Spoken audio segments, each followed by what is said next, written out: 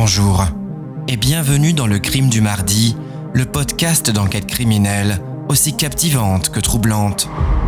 Un mardi sur deux, laissez-moi vous plonger au cœur d'enquêtes entièrement fictives, mais construites comme de véritables affaires. Ici, tout est inventé, sauf le suspense.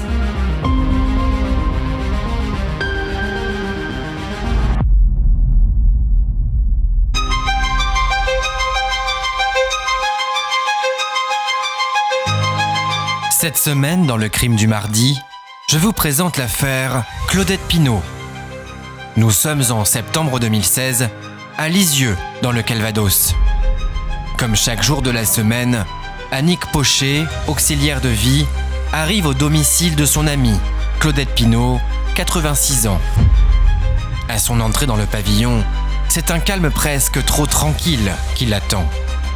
L'absence de bruit, à une heure pareille, inquiète Annick Pochet, qui décide de se rendre immédiatement à l'étage. Malheureusement pour l'auxiliaire de vie, c'est une scène terrible qui l'attend. Claudette Pinault est allongée sur son lit, en nuisette, elle a le teint pâle et les lèvres violettes. À l'arrivée du médecin, une question importante reste en suspens. Qu'est-il arrivé à la vieille femme ?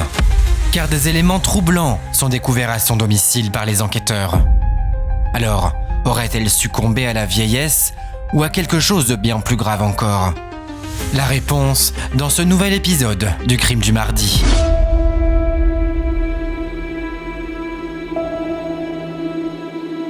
L'affaire Pinault commence à Lisieux, dans le Calvados, au petit matin du vendredi 9 septembre 2016. Connue pour avoir été la ville où s'est éteinte la célèbre sœur Thérèse de Lisieux, dont le nom a d'ailleurs été donné à la basilique, Lisieux est une ville d'un peu moins de 20 000 habitants, située entre Caen et Rouen. C'est ici que vit Claudette Pinault depuis toujours. Elle est née à Lisieux, s'y est mariée et n'a jamais eu le désir d'en bouger. Même après le décès de son mari, survenu en 2007, Claudette a tout fait pour rester dans le pavillon qu'elle occupe depuis la fin des années 70. Elle a donc tout naturellement fait appel à une auxiliaire de vie qui chaque jour se rend à son domicile pour l'aider dans son quotidien. Entre Annick et Claudette, c'est une longue histoire d'amitié, car bien qu'Annick accompagne Claudette depuis 9 ans seulement, les deux femmes se connaissent depuis un peu plus de 26 ans. Quand Claudette a donc eu besoin de l'intervention d'une auxiliaire de vie, c'est tout naturellement vers son amie qu'elle s'est tournée. Ici, à Lisieux, Annick et Claudette sont décrites comme inséparables. L'une ne va pas sans l'autre. D'ailleurs, Annick dit toujours ne pas avoir le sentiment de travailler lorsqu'elle se rend chez Claudette. Mais, en ce vendredi 9 septembre 2016, Annick ignore que sa vie est sur le point de basculer.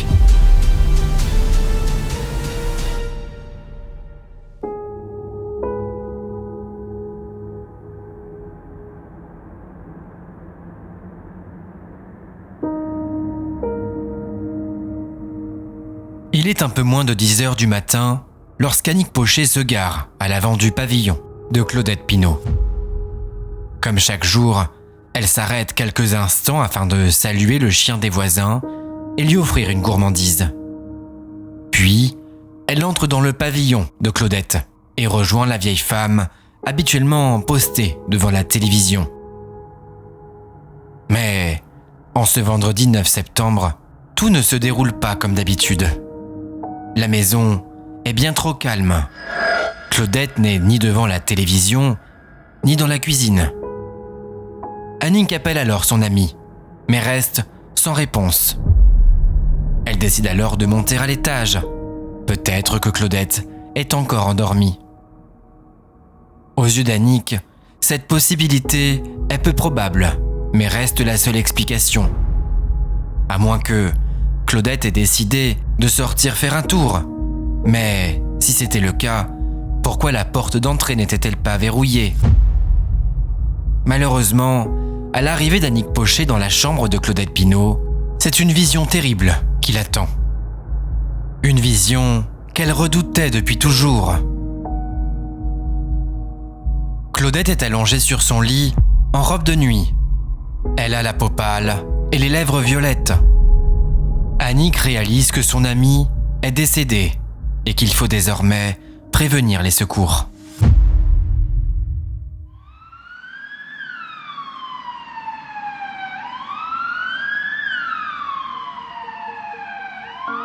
Un médecin du SAMU, accompagné de son équipe, se présente au domicile de Claudette Pinault une vingtaine de minutes après l'appel passé par Annick Pochet. À leur arrivée, Annick est assise dans la cuisine, tentant de trouver du réconfort dans une bonne tasse de café. Quand le médecin lui demande ce qu'il s'est passé, cette dernière indique avoir retrouvé son amie en nuisette, allongée sur son lit. Elle indique avoir dans un premier temps cru que son amie était tout simplement endormie. Mais en s'approchant, elle a pu constater que Claudette avait les yeux ouverts et les lèvres violettes. Elle s'est alors approchée d'un peu plus près et a posé sa main sur son avant-bras. Et là, pour Annick, ça a été le choc. La froideur du corps de Claudette lui fit comprendre qu'elle s'est probablement éteinte dans la nuit.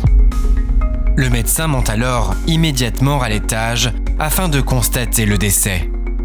Mais, très rapidement, il réalise que quelque chose cloche, car l'image qui se présente à lui est très loin de celle à laquelle il s'attendait. Il commence donc par analyser la position du corps. Claudette a les jambes écartées et les bras positionnés à l'horizontale. Très loin donc d'une position de quelqu'un qui se serait éteint paisiblement dans son sommeil. Il constate également d'importantes ecchymoses au niveau des bras et des cuisses, ainsi qu'au niveau du cou. Enfin, la coloration des lèvres, de la peau et la présence de mousse près de la bouche viennent confirmer ces dernières réserves. Claudette n'est pas morte dans son sommeil, mais a été victime d'un homicide.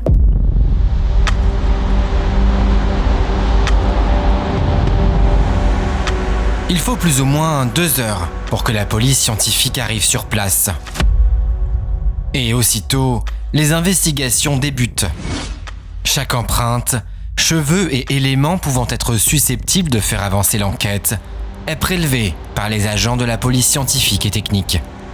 Et tandis que certains agents photographient chaque recoin de la chambre où a été retrouvé le corps de Claudette, d'autres se concentrent sur la dispersion de luminol un peu partout à travers le pavillon. Et bien que le corps de la victime ne présente aucune plaie ouverte, le luminol va se montrer utile, car en effet, de très légères traces de sang sont retrouvées sur le parquet menant du lit dans lequel se trouvait Claudette à l'évier de la salle de bain. Des échantillons ADN sont aussitôt prélevés afin d'être analysés au laboratoire. Le corps de Claudette Pinault est quant à lui emmené jusqu'à l'Institut médico-légal de Rouen pour y être autopsié.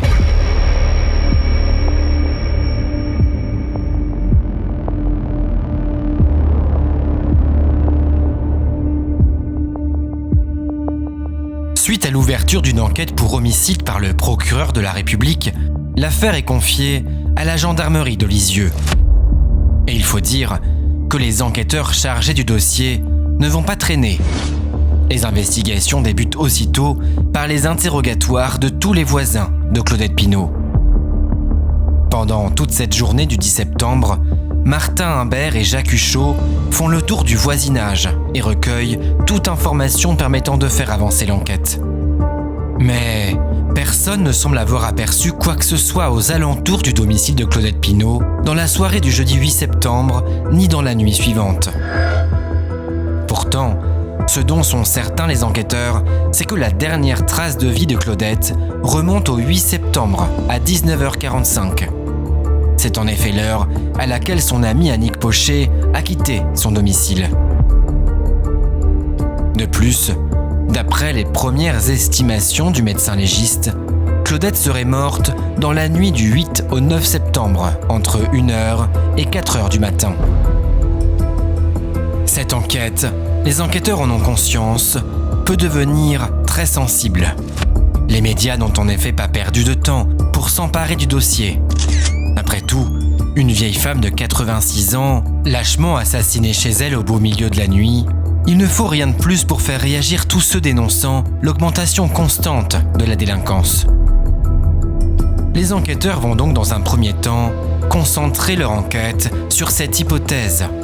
Et si Claudette Pinault avait été la victime d'un cambriolage qui aurait mal tourné?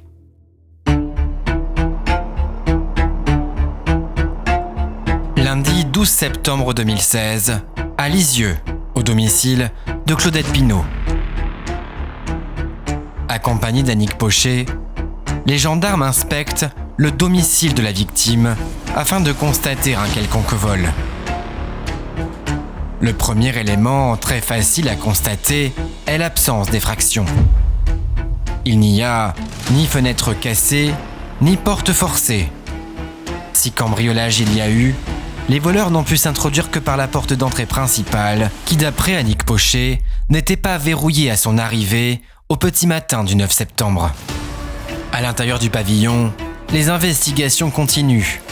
La présence d'Annick Pochet se justifie par ses liens très intimes avec la victime.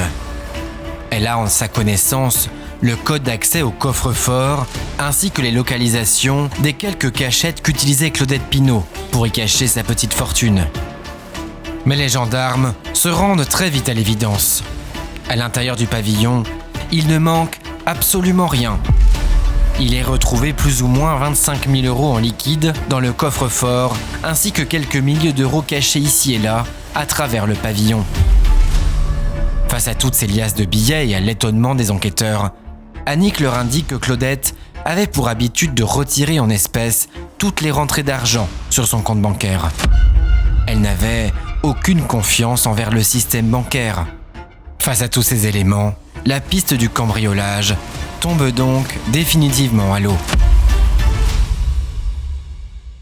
Les enquêteurs se retrouvent à la case départ et décident de s'intéresser à une seconde hypothèse, celle qui pourrait les rapprocher un peu plus de la vérité.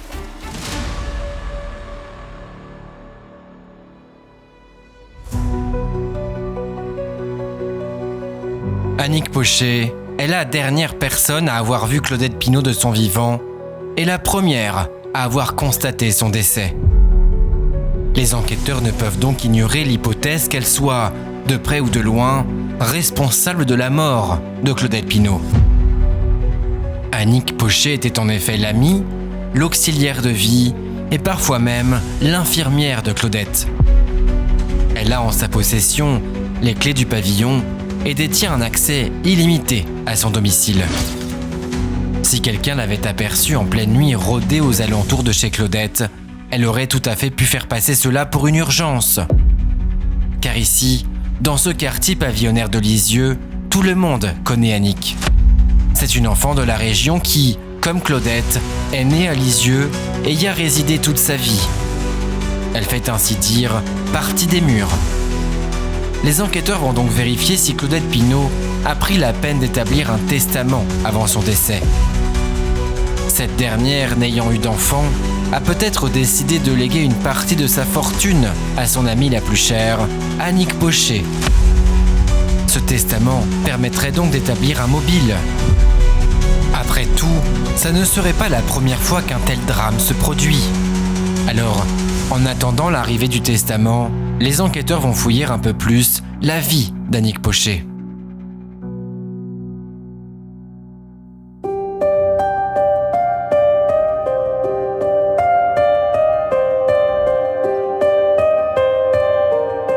Annick Pochet est âgée de 58 ans.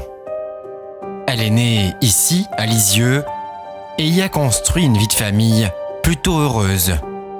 Mère de 3 enfants, Annick est mariée depuis 32 ans avec Philippe Pochet, entrepreneur dans le bâtiment. La famille Pochet est décrite par son entourage comme très serviable et sympathique. Philippe est d'ailleurs très célèbre à Lisieux. Il est intervenu chez une grande partie des habitants de la ville. Qu'il s'agisse d'une urgence concernant la plomberie ou l'électricité, ou encore d'une course à faire chez l'un des retraités d'Annick, les Pochet se rendent toujours disponibles. Alors, entre les activités de Philippe et celles d'Annick, il est très facile de recueillir un nombre impressionnant de témoignages positifs à leur égard. De plus, les enquêteurs découvrent que pour le couple Pochet, l'argent est loin d'être un problème. Bénéficiaires d'importants héritages au fil des ans, ils vivent désormais très confortablement dans une grande maison qu'ils ont fait construire à la fin des années 90. Le mobile probable d'Annick Pochet est alors mis à mal. Les enquêteurs n'ont donc d'autre choix que de patienter jusqu'à l'arrivée du testament de Claudette Pinault, qui va venir relancer leurs interrogations. En effet, Annick Pochet est bel et bien l'une des 3 bénéficiaires du testament de Claudette. Elle pourrait, en cas de décès, empocher jusqu'à 50 000 €, une somme suffisante pour constituer un mobile. Les enquêteurs sont sous la pression du juge d'instruction, qui fait lui-même face aux nombreuses questions de la presse. Il décide donc de placer Annick Pochet en garde à vue le mercredi 14 septembre 2016.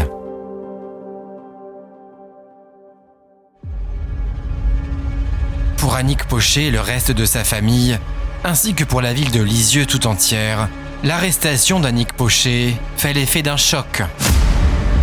Annick Pochet en garde à vue pour le meurtre de Claudette Pinault, c'est impossible. De nombreux riverains se rassemblent même sur le parvis de la gendarmerie afin de soutenir celle qu'ils n'imaginent pas être l'auteur d'un tel crime. Pourtant, en salle d'interrogatoire, les enquêteurs tentent le tout pour le tout. Ils ont face à eux une femme anéantie qui ne parvient pas à sécher ses larmes. Mais ils décident tout de même de réaliser un prélèvement ADN ainsi que d'observer les avant-bras d'Annick Pochet. De la peau a en effet été découverte et prélevée sous les ongles de Claudette Pinault. La présence d'épiderme à cet endroit-là du corps laisse croire aux enquêteurs que la victime a tenté de se défendre. Mais les avant-bras d'Annick Pochet ne présentent ni griffures ou blessures, laissant présager qu'elle ait pu être blessée par Claudette Pinault. Concernant son alibi, Annick Pochet est formelle. Elle a en effet quitté le domicile de Claudette aux alentours de 19h45 le jeudi 8 septembre, avant de retrouver son mari qui l'attendait pour le dîner. Elle indique également avoir téléphoné à sa sœur aux alentours de 21h, puis s'être couchée un peu avant minuit.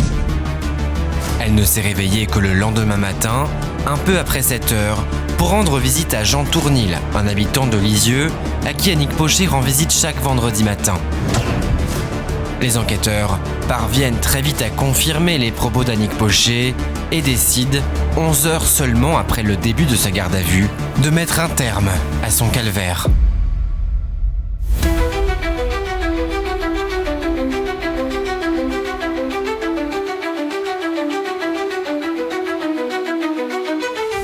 Les enquêteurs sont de retour à la case départ. Il est en effet impossible qu'Annick Pochet soit responsable de la mort de Claudette Pinault. Cette hypothèse ne tient pas la route. Néanmoins, malgré l'échec de cette garde à vue, les enquêteurs ont appris 2 informations capitales. La première, la présence de 2 tasses de café dans l'évier de la cuisine à l'arrivée d'Annick Pochet au petit matin du 9 septembre. D'après elle, ces tasses de café n'étaient pas présentes la veille au soir, au moment de son départ.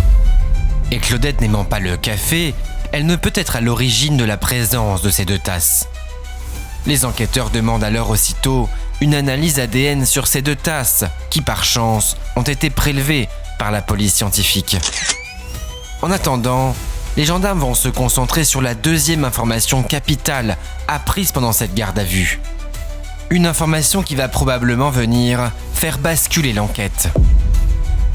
Le pavillon de Claudette Pinault était enviagé depuis 11 ans et cette dernière ne semblait pas tout à fait en très bons termes avec ses acheteurs, Gérard et Patricia Rioux.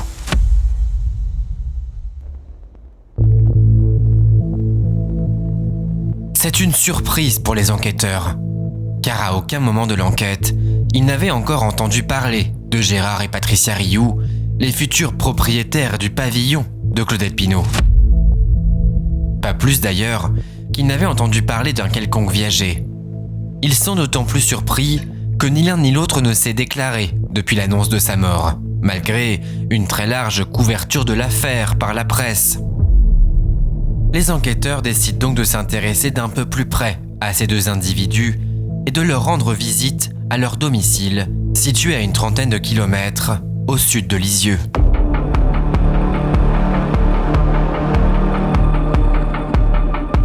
Dès l'arrivée des gendarmes, Gérard et Patricia Rioux comprennent la raison qui les pousse à se présenter à leur domicile.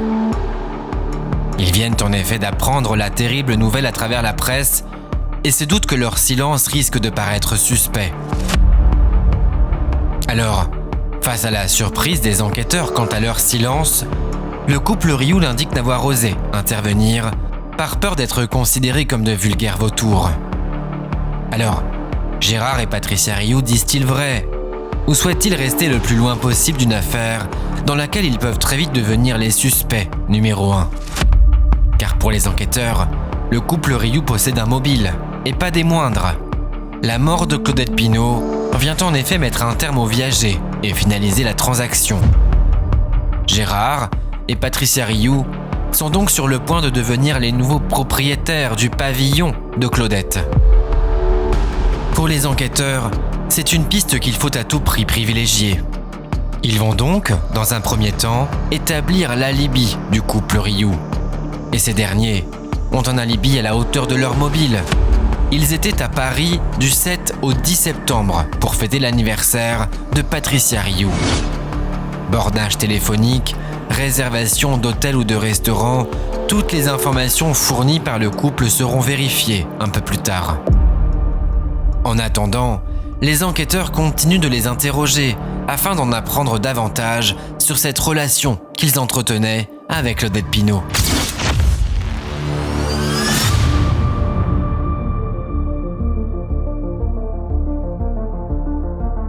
Face aux gendarmes, Gérard et Patricia Rioux ne nient pas avoir eu quelques désaccords avec Claudette Pinault au fil des années. 6 ans auparavant, les Rioux avaient catégoriquement refusé de prendre en charge une partie des frais qu'avait avancé Claudette Pinault dans la rénovation du pavillon. Cette dernière s'était à l'époque montrée très dure avec le couple. Et puis, plus récemment, des retards de paiement avaient poussé Claudette à lancer une procédure afin de mettre un terme à ce viager. Pour les enquêteurs, l'étau se resserre encore un peu plus autour des Rioux. Le mobile est désormais plus qu'évident. Claudette Pinault qui lance une procédure afin de rompre son viager et des retards de paiement consécutifs de la part des Rioux, cela ne présage rien de bon. Les enquêteurs vont donc se pencher un peu plus sur la vie de Patricia et Gérard, un couple pas tout à fait comme les autres.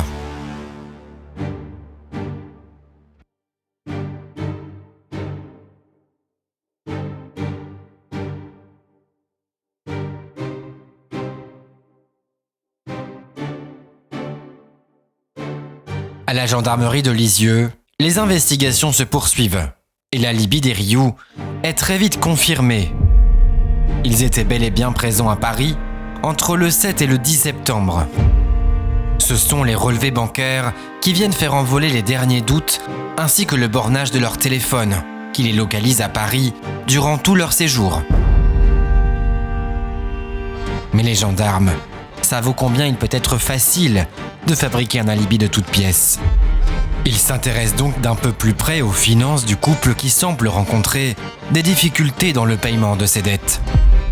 Gérard et Patricia Rioux ont pour la plupart de leur vie vécu des aides sociales. Patricia est en effet bénéficiaire du RSA et d'une pension d'invalidité. Quant à Gérard, il enchaîne les périodes en contrat à durée déterminée et l'assurance chômage. Les enquêteurs souhaitent donc comprendre comment ce couple au revenu très limité a pu se permettre d'investir un si beau montant dans le viager de Claudette Pinault, bien au-dessus de ses capacités financières. Alors très vite, il est identifié un important héritage du côté de Patricia. Elle aurait en effet hérité d'un montant avoisinant les 90 000 € à l'été 2013, suite au décès de sa grand-mère maternelle. Sauf qu'aujourd'hui, les comptes du couple Rioux sont à sec. L'argent s'est envolé et les dettes s'accumulent. Les enquêteurs sont désormais confrontés à de nouvelles interrogations. Le couple Rioux aurait-il été capable d'aller jusqu'à l'impensable ?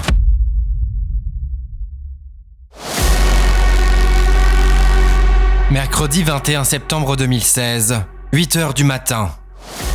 3 véhicules de la gendarmerie se stationnent tout près du domicile de Patricia et Gérard Rioux, situé à Courcy, au sud de Lisieux. À l'intérieur de la vieille bâtisse en mauvais état, le couple Rioux ignore tout de ce qui se prépare sur le trottoir d'en face. Il ne faut que quelques instants aux gendarmes pour se présenter à leur porte. Ils sonnent, puis interpellent le couple dans le calme.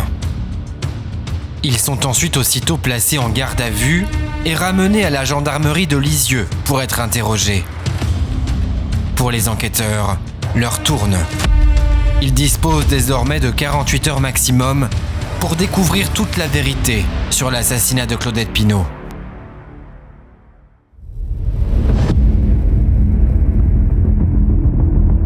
Pour tout comprendre à ce point de bascule dans l'enquête, il faut remonter au lundi 19 septembre. Les enquêteurs quittent le domicile de Patricia et Gérard Rioux et retrouvent leur bureau à la gendarmerie de Lisieux.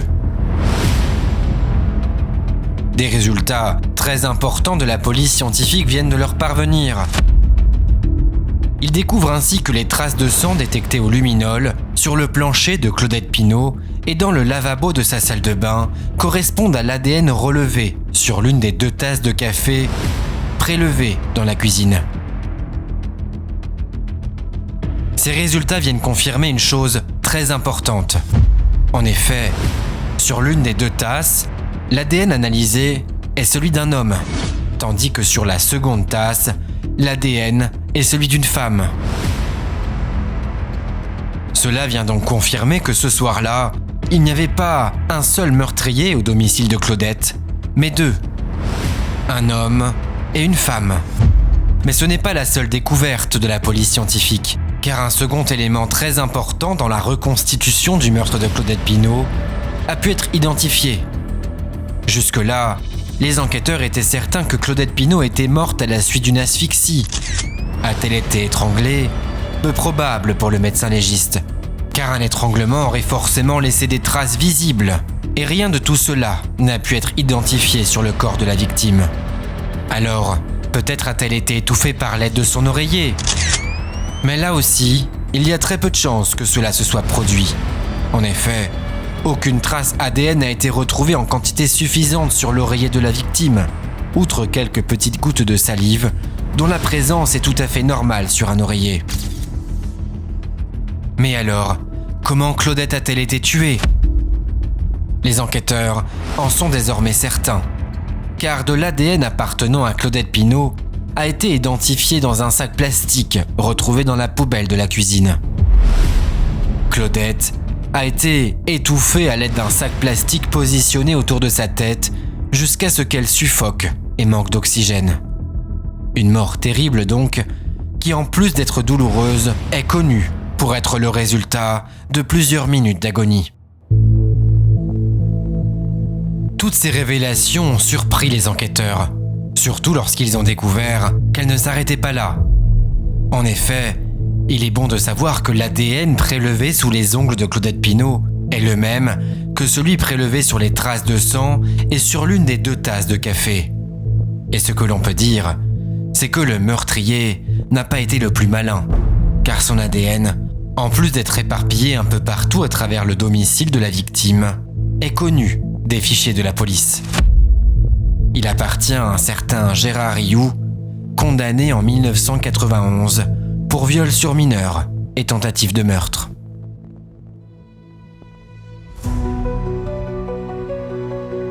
En salle d'interrogatoire, les enquêteurs font face à Gérard Rioux, qui pour le bien de l'enquête est interrogé séparément de sa femme. Et ce dont on peut être sûr, c'est que les gendarmes ne passent pas par 4 chemins, ils vont droit au but. Ils savent désormais qui est l'assassin de Claudette Pinault. Son ADN, retrouvé un peu partout dans le pavillon de la victime, et plus particulièrement sous ses ongles, ne laisse place à aucun doute. Ce que veulent alors comprendre les enquêteurs, c'est la raison qui l'a poussé à passer à l'acte. Mais Gérard Rioux ne semble pas prêt à collaborer. Il reste en effet terré dans le silence et préfère défier du regard les gendarmes assis face à lui. Ces derniers décident donc de passer à la salle d'interrogatoire voisine, là où patiente sagement Patricia Rioux. Peut-être se décidera-t-elle à être plus bavarde que son mari. Les enquêteurs commencent par lui annoncer qu'ils sont désormais certains de la culpabilité de son mari dans le meurtre de Claudette Pinault. Il reste néanmoins à élucider le mystère qui navigue autour de Patricia Rioux. Que faisait-elle au domicile de la victime et surtout, quel rôle a-t-elle joué dans son assassinat? Face à ces questions, Patricia affirme ne pas avoir la moindre idée de ce dont il parle. Elle était avec son mari à Paris du 7 au 10 septembre afin de fêter son anniversaire. Mais les enquêteurs n'avaient pas oublié l'alibi des Rioux, qui semble toujours aussi solide qu'il ne l'était au début de l'enquête. Ils vont donc tenter désormais de comprendre comment le couple s'est organisé pour planifier l'assassinat de Claudette Pinault.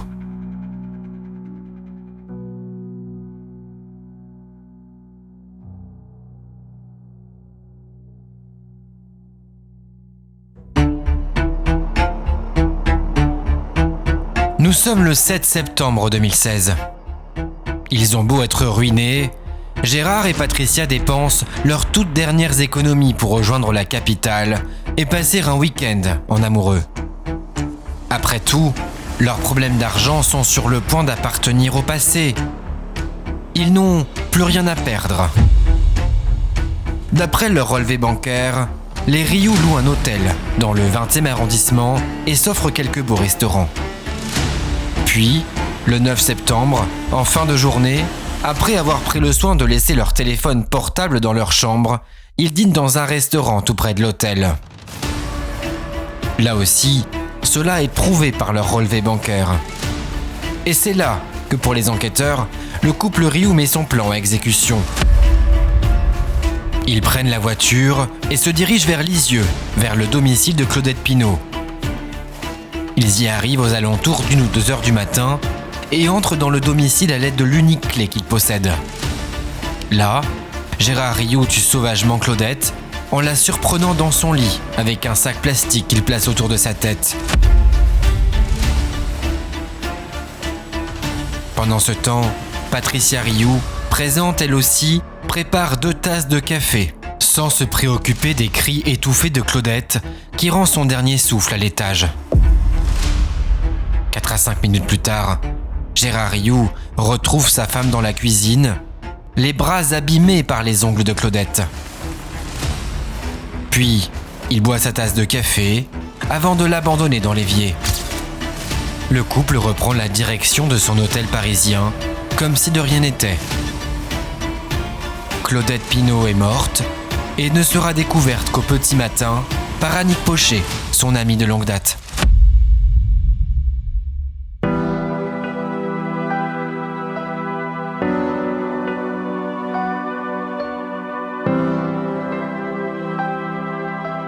Face à cette dernière hypothèse dressée par les gendarmes, Patricia Rioux finit par craquer, mais pas comme il s'y attendait. Dans ses yeux, il n'y voit pas le moindre remords, pas la moindre excuse.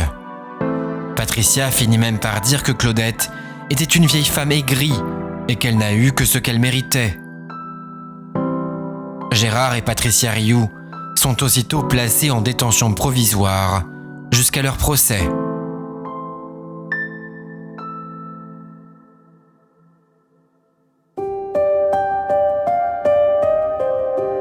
Nous sommes le lundi 13 janvier 2020. Le procès tant attendu pour l'assassinat de Claudette Pinault s'ouvre au tribunal de Lisieux. Pendant 5 jours, les accusés, Patricia et Gérard Rioux, font face aux parties civiles, prêtes à tout pour les faire condamner.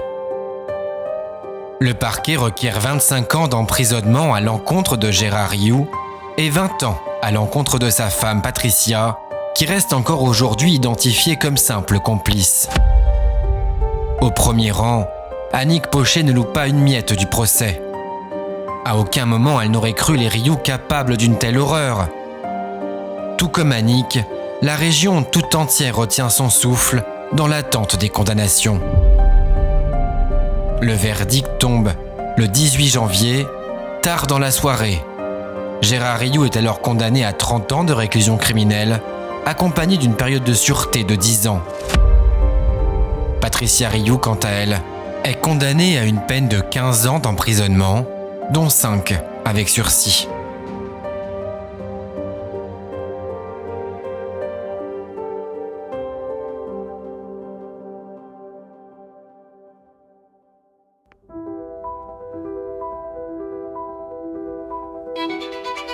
À Lisieux, personne n'oublie l'existence de Claudette Pinault.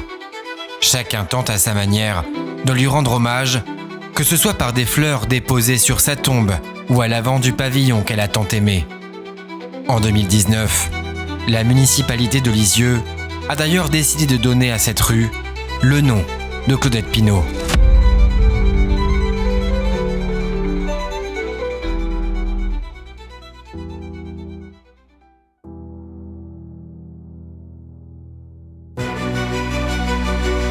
Vous venez d'écouter une nouvelle enquête du crime du mardi. Si l'épisode vous a plu, n'hésitez pas à liker, à vous abonner sur votre plateforme d'écoute préférée ou encore à nous rejoindre sur les réseaux sociaux et ainsi découvrir l'actualité de nos publications. Merci d'avoir été au rendez-vous et à très bientôt dans le crime du mardi.